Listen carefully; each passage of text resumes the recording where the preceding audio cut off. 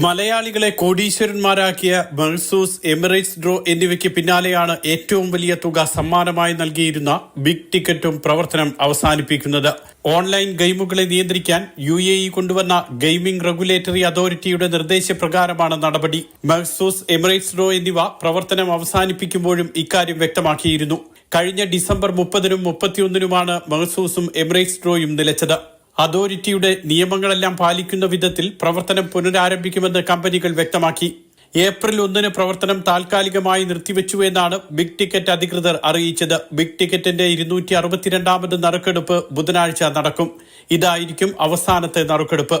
എല്ലാ വിജയികൾക്കും സമ്മാനങ്ങൾ ലഭ്യമാക്കുമെന്ന് കമ്പനി വിശദീകരിച്ചു. വാലറ്റിൽ പണം ബാക്കിയുള്ളവർക്കും പണം തിരിച്ചു നൽകും. അബുദാബി, അലൈൻ എന്നീ വിമാനത്താവളങ്ങളിലെ ഓഫീസുകളും ബിഗ് ടിക്കറ്റ് താൽക്കാലികമായി അടയ്ക്കും. ബിഗ് ടിക്കറ്റിന്റെ 261 നറുക്കെടുപ്പുകളിൽ ഭൂരിഭാഗവും ലഭിച്ചത് മലയാളികൾക്കായിരുന്നു. Mathrubhumi news, Dubai.